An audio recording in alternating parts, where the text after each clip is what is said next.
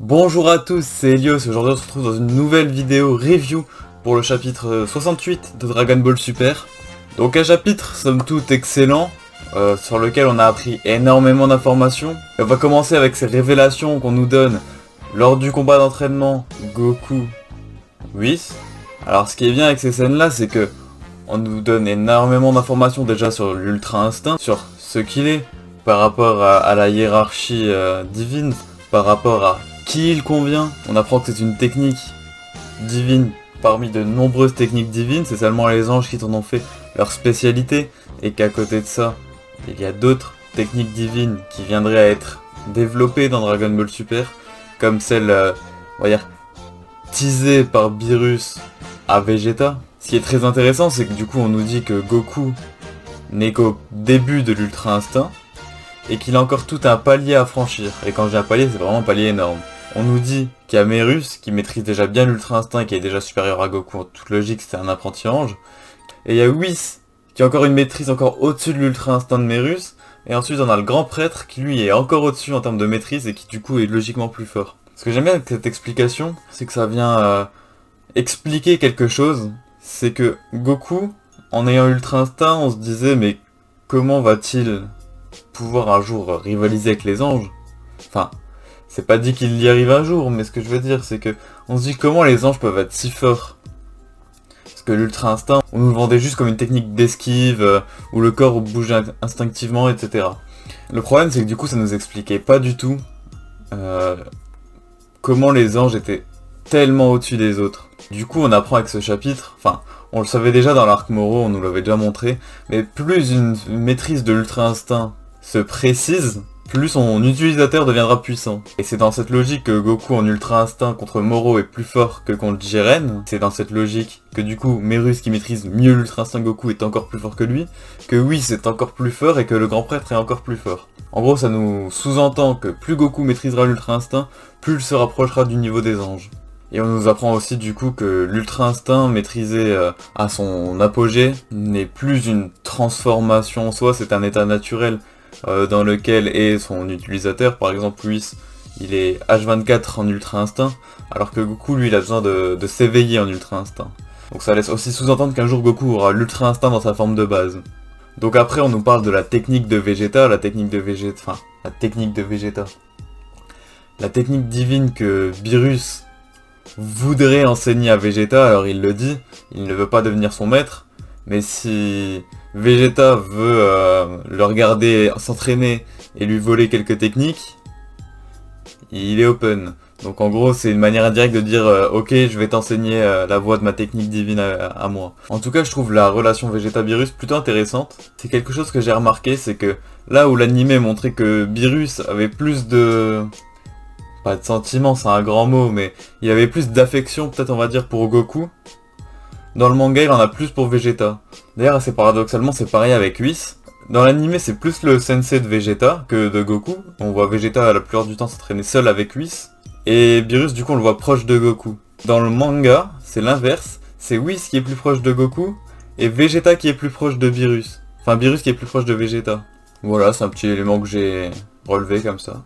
Alors c'est aussi l'occasion de nous parler du poisson oracle, donc on nous apprend que le poisson oracle, aussi appelé poisson prophète dans la VF, que ça lui arrive de faire des insomnies, et qu'en général quand il... Alors j'ai pas tout compris, faudrait que je relise, mais j'ai pas compris si en fait c'est quand il a une insomnie, ou si c'est quand il s'endort tout simplement, que le poisson prophète en fait prophétise un grand malheur. C'est quelque chose que j'ai pas compris, il faudrait que je me refasse le passage. En tout cas, ça annonce de l'intéressant. J'espère que ça va être bien. J'espère que c'est pas un teasing foireux. Parce que quand le poisson oracle te prophétise un grand mal, un grand danger, j'espère seulement que ça va pas être n'importe quoi. Moi, ce que j'entends par grand mal, c'est vraiment genre... un gars, il vient, il fout le néant dans l'univers. Je sais pas, il détruit la plupart des planètes, leur civilisation... Il tue Goku, je sais pas, quelque chose comme ça. Surtout que là, on se concentre bien sur l'univers 7. On aime bien là le pointer du doigt sur ce nom univers 7. Pourquoi on pointe autant du doigt sur ce nom? Moi je me dis, on pointe bien du doigt l'univers 7 pour montrer qu'il y en a plusieurs. On nous montre en même temps qu'il va y avoir un grand malheur, un grand danger, enfin bref. Moi, si je devais donner une théorie là comme ça, c'est que l'univers 7 va être vraiment dans la merde. Ça va vraiment être un cataclysme dans cet univers, une catastrophe, tout ce que vous voulez. Que l'un des héros va mourir, j'espère. Et que les autres univers vont devoir venir en renfort. Que si vous regardez, l'arc Moro, c'est un arc uniquement orienté dans l'univers 7. Enfin, autour de l'univers 7. Pourtant, on n'en fait jamais mention, on fait même pas mention d'univers, on fait mention de galaxie en plus. Donc en vrai, moi j'ai bon espoir que cette histoire de l'arc Granola, le survivant, concerne d'autres univers. En tout cas, j'espère ne pas être déçu. Mais bon, déjà ce qui est une bonne chose, c'est que l'arc ne sera pas un arc Baby Beast, puisque du coup, après on passe au personnage de Granola, on suit un peu son chemin, et on voit qu'il en veut quand même beaucoup aux soldats de Freezer. Il en veut aux Saiyans aussi, mais le chapitre nous montre surtout qu'il a une haine envers Freezer et son armée. Après, ça dépend, ça veut rien dire. Parce que là, il est au courant que Freezer est revenu à la vie, donc forcément il veut se venger de lui. Mais est-ce que s'il apprenait que le prince Vegeta était encore en vie, est-ce qu'il voudrait pas non plus aussi se venger de Vegeta et des Saiyans encore restants? Mais dans tous les cas, vu la tournure que prend l'arc, on s'oriente vers tout sauf un arc Baby Beast. D'ailleurs, par rapport à la structure de l'arc, on a l'air d'être dans quelque chose de totalement inédit dans Dragon Ball Super et même Dragon Ball tout court en vrai. Là, dans cet arc Granola, déjà, au bout d'un chapitre, on ne sait toujours pas qui est le méchant. On sait toujours pas si Granola va être un gentil ou un méchant. On sait toujours pas quels seront les rôles de Goku et Vegeta. On sait même pas encore qui cet arc impliquera dans l'histoire. Quel personnage.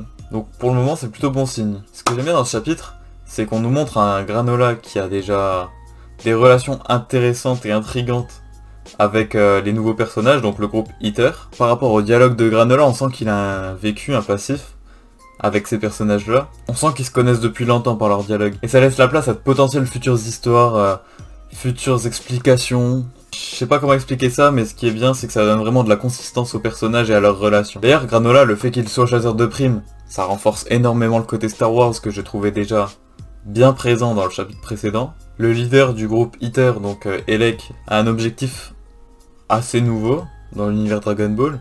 Il veut gouverner l'univers, mais pas par la puissance, mais par l'argent et les informations. En soi, dans l'idée, c'est une vision assez nouvelle de manière de gouverner. Et je trouve ça intéressant parce que ça fait le parallèle avec notre monde, hein. C'est toujours ceux qui ont le plus d'argent qui ont le plus de droits. Ou alors ceux qui ont le plus d'informations. En soi, pour le moment je trouve ça intéressant, j'espère que ce sera bien développé par la suite. D'ailleurs, ce leader Elec veut rencontrer Zuno. Pourquoi? Qu'est-ce qu'il veut apprendre de lui? Est-ce qu'il veut juste le rencontrer, je sais pas, le kidnapper pour avoir une source de savoir infinie? Est-ce qu'il a une question en particulier à lui demander? Par exemple, comment Freezer a été ramené à la vie? S'il fait ça, Zuno va lui parler des Dragon Ball. Ça lancerait une quête des Dragon Ball. En plus, c'est génial parce que ça se sert du lore introduit par Dragon Ball Super dans l'arc Champa. Donc je trouve ça vraiment bien. Sinon, Granola a pas l'air d'être un simple random. Je sens qu'un immense pouvoir est caché en lui mais que lui-même en a pas conscience. J'ai une théorie sur lui, ceux qui me suivent sur Twitter la connaissent déjà, mais je vais la développer dans une future vidéo. Ce sera une vidéo spéciale théorie, parce que moi je sens bien que Granola c'est pas n'importe qui en fait. Le chapitre se termine donc sur cette phrase du poisson oracle qui dit que l'équilibre de l'univers 7 est en train de vaciller et que le plus grand guerrier de l'univers 7 va voir le jour. Maintenant reste à savoir si Granola va être gentil ou est-ce que Granola va être méchant. C'est ça l'avantage de cet arc, c'est qu'on ne sait pas où tout cela nous mène. Impossible de théoriser sur l'acheminement de celui-ci, on ne sait même pas encore qui sera l'antagoniste principal. Le fait de ne pas pouvoir faire de théorie est une très bonne chose, car le meilleur moyen d'être déçu, c'est de voir sa théorie être invalidée. Donc si on n'en fait pas, ça ne sera que de la découverte et des surprises. En plus, il paraît que Toriyama a été beaucoup plus impliqué sur ce scénario pour l'arc Granola, qu'il a écrit plus que des grandes lignes. Ce serait apparemment le fameux projet sur lequel il avait dit qu'il travaillait lors de la sortie de Dragon Ball Super Broly au cinéma. Au cinéma ou en Blu-ray, je sais plus, bref c'était dans une interview, il disait rendez-vous pour mon prochain projet. Donc apparemment ce serait cet arc là. En tout cas je sais pas vous, mais moi toutes ces choses me hype vraiment beaucoup. J'ai l'impression qu'on va faire encore mieux que l'arc Moro, voire même que l'arc Black. Sur ce, cette vidéo touche à sa fin, je vous remercie de l'avoir regardée. N'hésitez pas à vous abonner, beaucoup de vidéos vont arriver. N'hésitez pas à mettre le petit pouce bleu qui fait plaisir, à partager la vidéo. Et sur ce, je vous souhaite une bonne journée, une bonne semaine, et je vous dis au revoir.